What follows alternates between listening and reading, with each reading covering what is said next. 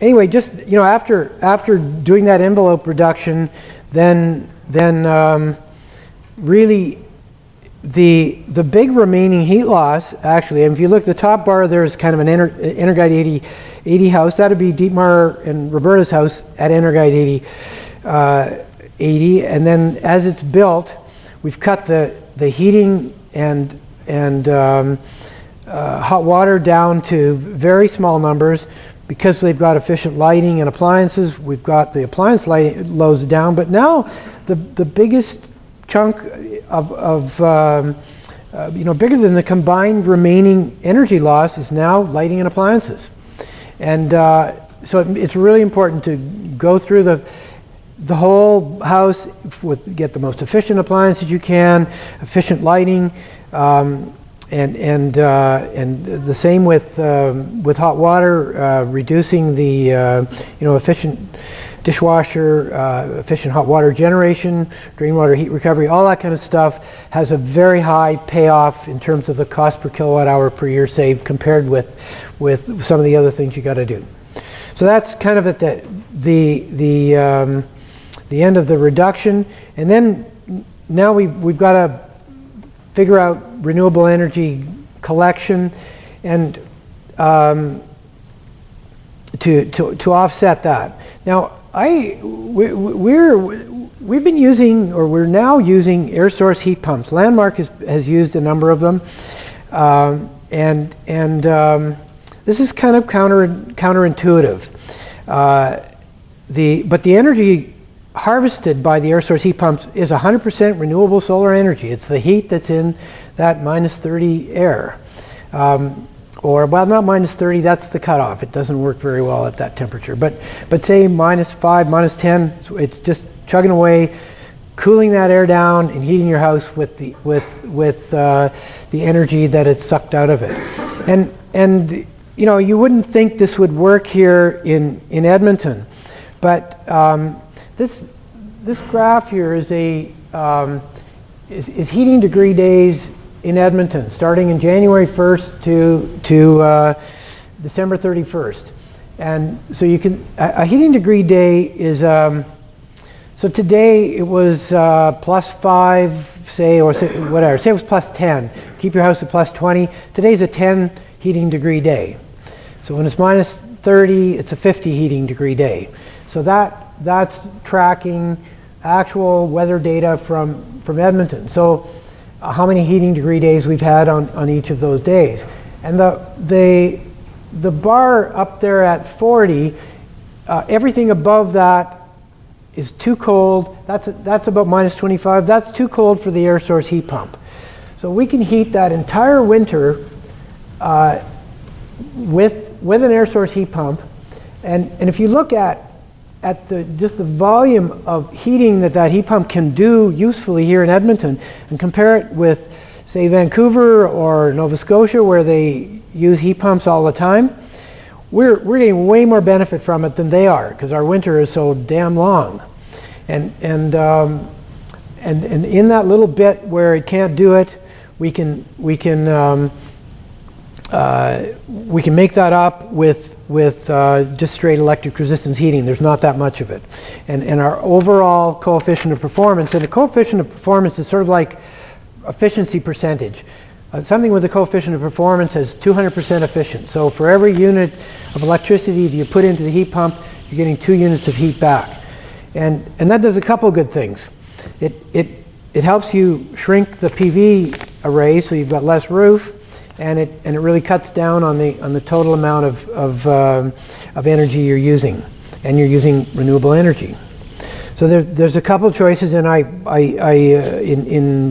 in the systems, and it has really to do with the costs of them. Landmark is using, they're, because of their factory and the way they build, are building at a slightly lower level of conservation, and they need a bigger heat pump. And there's a big price jump that goes from close to the cost, like the smaller ones, the MiniSplits that we're using are close to the cost of a furnace. Theirs cost about $8,000 more, and Probably not that much at their way of buying, but if we were to do that with at our cost structure, that's what would happen. But even at that price, even spending that $8,000, they're saving so much electricity with that thing that they're saving $9,000 worth of PV installed at $3 a watt. So it's worthwhile, and they're also shrinking the roof space. So our approach has been to use, because our envelopes use less energy, we can use what's called a ducted mini-split. It's a much smaller unit, more like the cost of a furnace. It installs kind of in line in the ductwork, so we're not, I have this thing about not spending more money on the mechanical system if you've upgraded the envelope. Like, it just doesn't seem fair that you should have to spend more money on the mechanical system on one of these houses than you would on a normal crappy house. There should be some savings in the mechanical system, and we've really, the only time we've actually hit that has been in the ones with the really high solar gain fraction. But we're close to that here. We're not, at least not spending any more on the heat pump than we would on a system with a gas line and a furnace. Another interesting little fact about this interaction here and in this group. I don't know if you recall, but about a year ago I showed you this same slide and talked about using a mini-split. And we were going to use a Mitsubishi small ductable mini-split. And so we were up here telling you we were going to do this and it was all going to be great. And then I went to buy this thing, and it had this wimpy little fan that was never going to push the heat to the far reaches of Dietmar and Roberta's house. And I just, and I'd said to you guys, we're doing this, holy mackerel. That was, so after some panic and inquiry, we found this Fujitsu model that had a little bigger fan and could generate enough static pressure to get out there. So we designed the ductwork very, very carefully to make sure that we had even flow, and did room by room heat loss analysis to make sure that at the slightly lower operating temperature there was going to be enough airflow to keep those rooms warm at minus 35. So, if I hadn't told you guys I would do it, I might have just said, well, we got to do something else. I don't know. So thanks. So the other thing that seems to be now an ingredient in all of these houses is air source heat pump hot water, air source domestic hot water. So basically these have got a little heat pump, and it's kind of counterintuitive. They actually take the heat from your house and cool it and heat the water from it. And you would say, well, wait a minute, this is winter. I don't want to be taking cool heat from the air in my house. And that's true. In the summer they're great because they'll cool a house a little bit for free and while they're making hot water. But because you're coupling it with an air source heat pump, they still operate at a coefficient of performance of about 1.5, 1.6 so they've cooled your house, but you're going to get that house or that heat back at 50 cents on the kilowatt or whatever, 50 cents on the dollar. So you're still ahead of the game. So coupled with an air source heat pump heating system, or even a geothermal heating system, they make a lot of sense, and that's the way we're going to go. So that's net zero energy in 10 easy steps. So not only can we do this stuff now, but we've really got a kind of a range of choices. So I'm going to look at three different sort of snapshot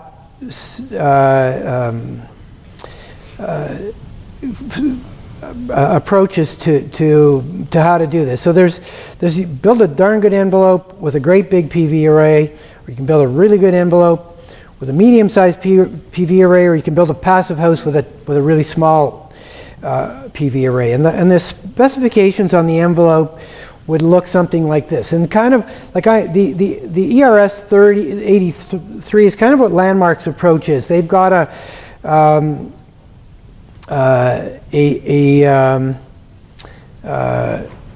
wait a minute, I got a typo here.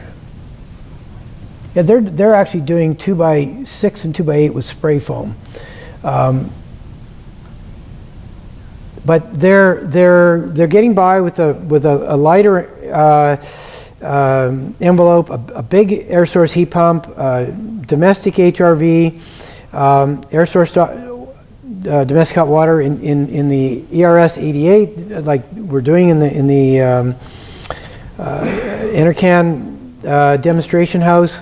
We've got R37 frost walls, R18 under the slab, R40 walls, our double 2x4 system, R80 in the attic, triple glazed low E argon, fiberglass windows, and we haven't got our final air test. We had a preliminary test that was a 0.6, but we had a couple of big.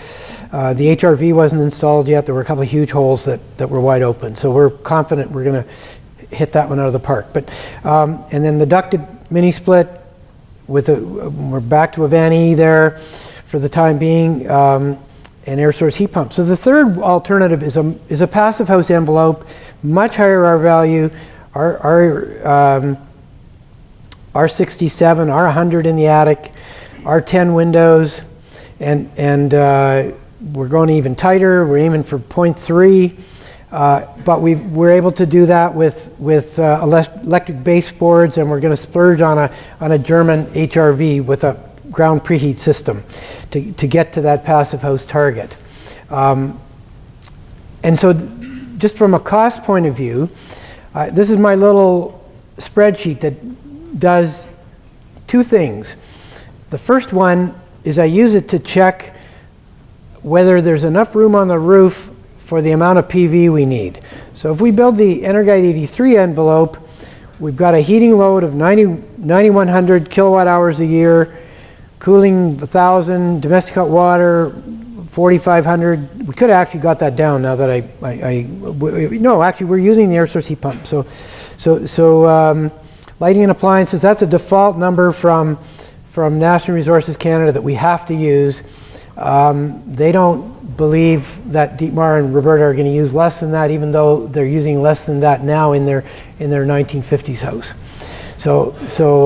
But we can't take credit for that. So we're anyway. So we need if we apply the expected coefficient of performance, we reduce those numbers, and we need around 13,000 kilowatt hours a year in that building, and with 250 watt panels, we need 977 square feet, and unfortunately their roof only has room for 890 square feet. So, but the incremental cost you can see is around $46,000, which and then if you go to the house that we built, we've got a heating load that's almost half of theirs. Everything else is the same. We're using a mini split, and we've reduced the total energy load now to more like 11,000 kilowatts a year, and we've shrunk the roof area down to an area that we can manage, and then from a cost perspective, actually just going back here, you can see their PV array is going to cost at $275 a watt. And somebody might think that's low, but I just got a quote that's even lower than that. They're going to spend $37,000 on their PV system. The upgrade for the air source heat pump's about $500 over a high efficiency gas, and they're going to spend about $8,000 for the Zuba Central. So we're going to spend about $15,000, and that's conservative, getting our envelope to get those energy savings. Now we've shrunk our PV array so we can get it on the roof. We're not spending any more on the mechanical system. We're still doing the air source heat pump upgrade, and we're at about the same cost. So that that works. If we go to the passive house case, we've cut the heat load down to 2,100 kilowatt hours a year, so it's tiny. We can do that with electric baseboard heating, save about $10,000.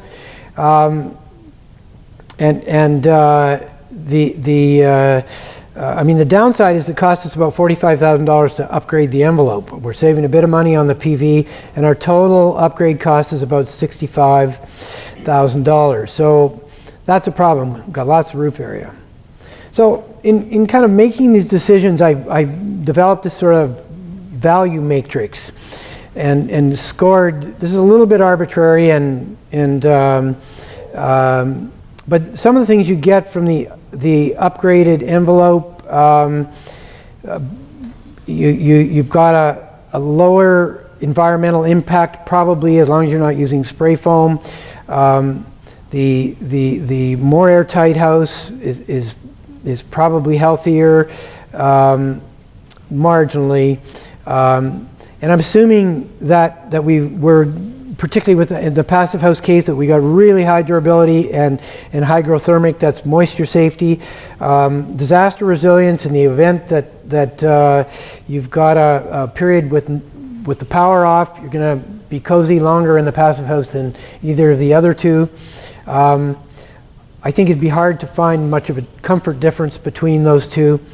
Certainly the passive house has got less maintenance and ongoing costs, simple electric resistance heating and an HRV, dead simple mechanical system.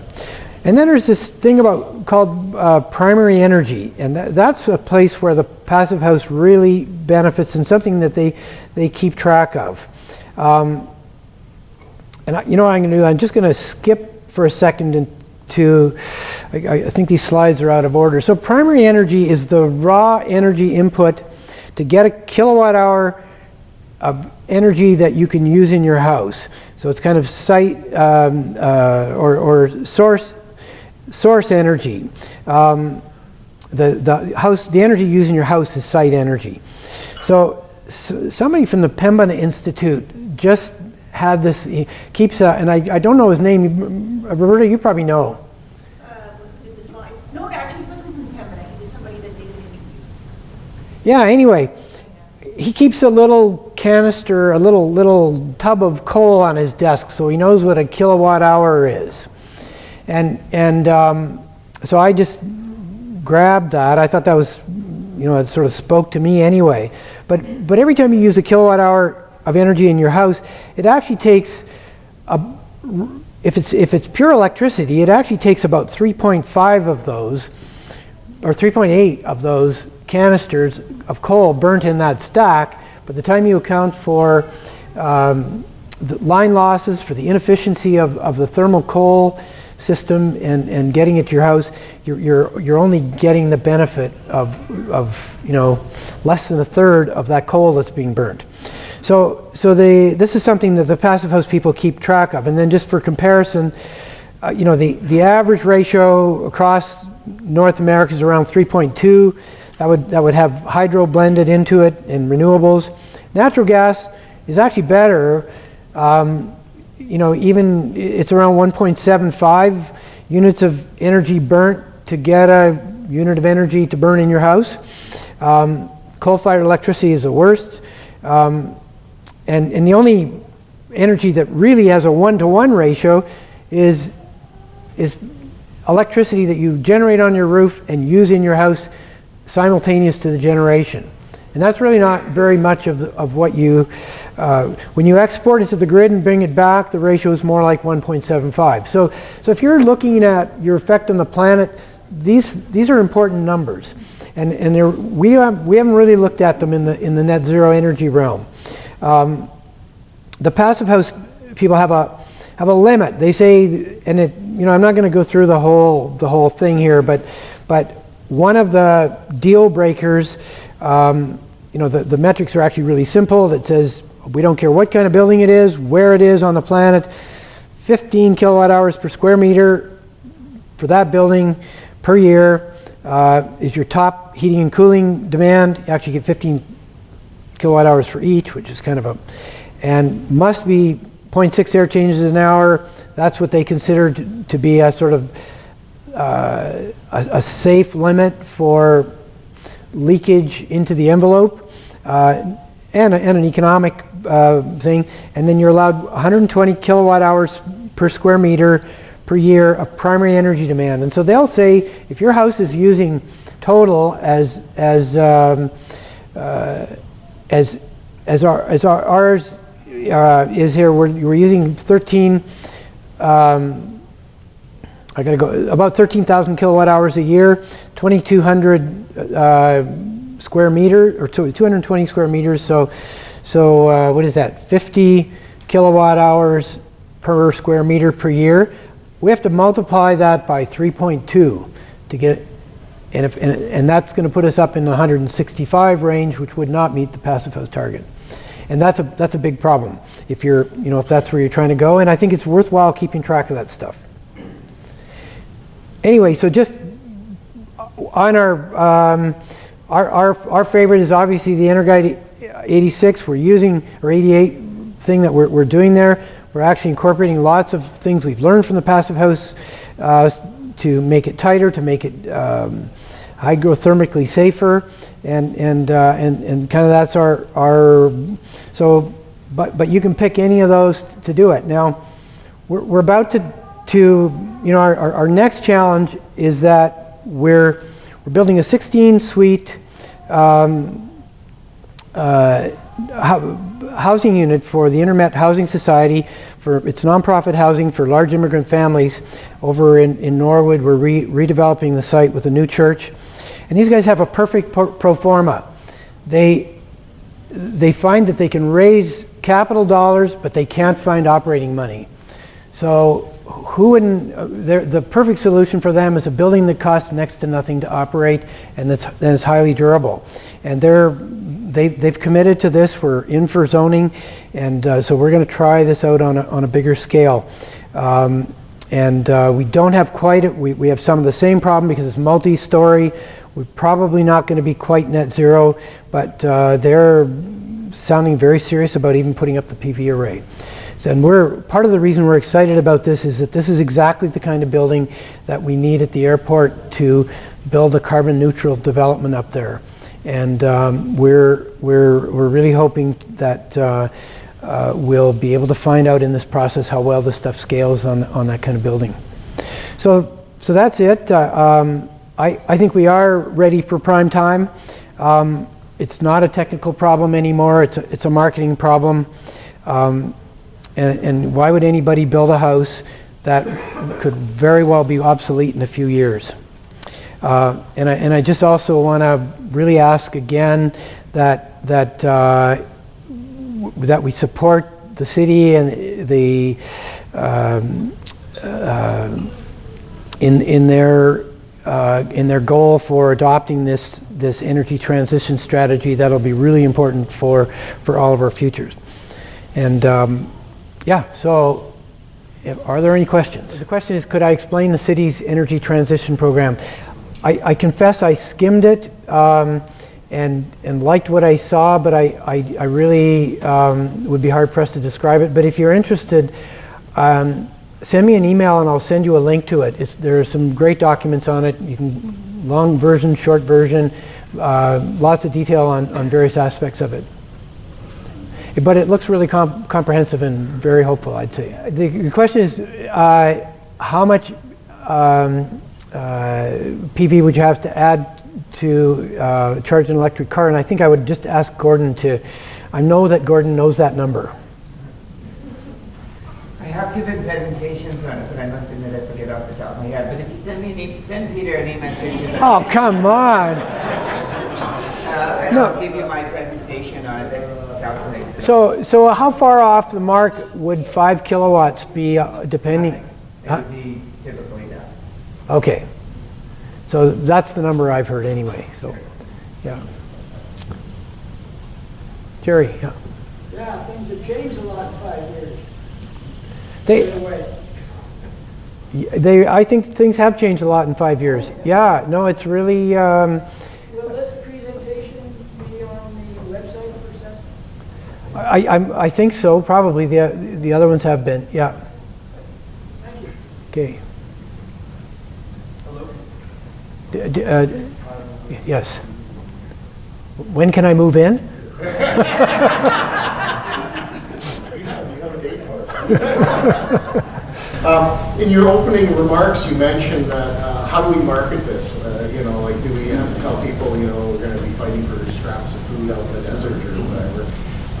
Shortly before this meeting, we had a mixer, and one of the things we were talking about was electric cars of all things, and how most people would say when they get an electric car, oh yes, I'm doing it for the environment and so on, but the marketing people really know what they really want. There's, you know, a car that has long range, is quiet, has a lot of power, and I'm wondering if there's kind of a parallel on the house thing, that there might be a lot of right reasons to have a net zero house, but ultimately people might be more interested in that it's, you know, it's healthier, it's quieter, you know, it's more comfortable, it's you know, it's more maintenance free, those sorts of things. Do you have a comment on that? Well, yeah, I mean, that's exactly where the R2000 marketing for a long time has tried to go.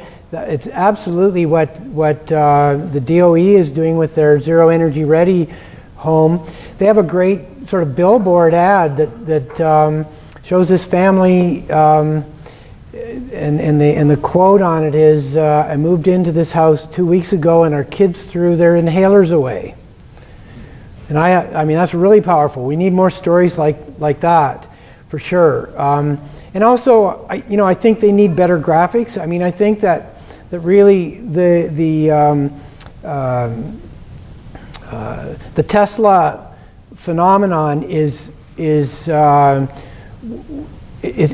pretty good, is a precedent to follow to some degree, where this thing is completely sexy and desirable, and, you know, use our materialistic urges to counter the damage we're doing to the planet. I don't know how you, you know, we spent quite a bit of time at the summit actually talking about how you might message that and how you make this thing an object of desire. But, you know, at some level, it doesn't totally work. I think we need to reach into something deeper, and I don't think it's worrying about squabbling over food scraps in the desert, because that's fear. It's got to be more based on hope. But I'm hopeful that there's a generation of people coming along now who are starting to be, who are getting out, you know, leaving home and looking at where they're living, who totally get this, and you know, maybe we can reach them. But the other way is kind of through parenthood. I mean, who isn't worried about what kind of world their kids are going to live in? I don't know. It's the million-dollar question to me these days, is how do you tap into something real there with all the other noise that's going on, and that will engage action, because it's really understandable that people would want to ignore this. Most people don't feel empowered to do much about it. It's just an annoyance. It's much easier to sweep it under the counter, or the carpet, and hope somebody finds some magic technological fix, and enjoy life. You know, and I totally get that. I think if I wasn't in the business, I might be tempted that way myself to some degree. But so the question is, one of the houses I showed was a retrofit. This was a very this is a really deep energy retrofit. We tore the house down to the foundation. We reused the old foundation. The house had a fire, and so the roof was pretty badly damaged, and there was a zone. You know, I think the owners would have considered starting from scratch, but one of the owners had grown up in the house, helped his dad renovate it, and it also had a configuration that modern zoning rules wouldn't have allowed, that they were attached to. So we basically took it down to the foundation, built a new house. But one of the hardest parts to deal with was actually the connection to the ground. We had to put insulation above the old basement floor and lower the headroom a little bit and get that thermal break. Otherwise, it would have killed us. It's a significant number that you actually lose there. So the question is, how much reinforcement would you need to do to the roof structure of an old house to add a whole bunch of insulation? Is that right? Oh, to add PV. I'm sorry. You know that. I don't know the answer to that. It's going on a lot of existing houses. I know that when we intend to put PV on a house, and we're actually doing it for all of our, we asked them to add a little bit, about 4 or 5 pounds per square foot into the truss design load. I think it's probably a tricky call for a structural engineer to say, yeah, I think it'll be okay. You're really not adding that much weight. I don't, but I really don't know the answer to that, and there'd be lots of instances where you might be able to go into the attic and add a little reinforcing if you had to. But I'd get an engineer involved in that for sure. So the question is about a house we're building in Windsor Park that's got a sub-basement. It's like 18 feet down, and whether that had anything to do with energy, and it does, unfortunately. It increases the energy load, but no, this is just a very extravagant program. We are doing it as energy efficient, and the owners, you know, they're interested in energy efficiency as well. It'll be a double 2x4 wall with, you know, very, very tight and all that kind of stuff, but it's pretty darn big, and the sub basement was so that they could put the utility room down there. It's okay, I don't want to go too far at that, so yeah, anyway, it's no, we're energy storage has turned out to be not very cost effective. It's you know, that would generally be thermal energy storage, and that means water, and you basically need a swimming pool to get through the winter here. And that's a swimming pool with a massive amount of insulation, because even with R50 you lose about 1 degree a day, and you're only going to get about 40 or 50 degrees of usable energy, so it's just not practical. And PV is so much cheaper now, so much easier. Just put a small storage system and an air source heat pump that heats water, and you cruise through that -30 like nothing. So the question is, 1950s semi-bungalow in North Glenora, what's the best way to upgrade the wall insulation? So my surprising advice would be, start with an energy model. And then, you know, they're actually, if you see me afterwards, I'll give you my card, and I can put you in touch with a couple of people who are doing really good deep energy retrofits, you know, doing a lot of the work themselves, and what they're doing would be is very repeatable, understandable, and, you know, you could do it yourself over a period of time if you're so inclined. There are lots of good details for doing that kind of stuff. Is that along the line of what Howard Orr is doing in Saskatchewan? Yeah, this is, Jerry's referring to something called the chainsaw retrofit. You can just Google it.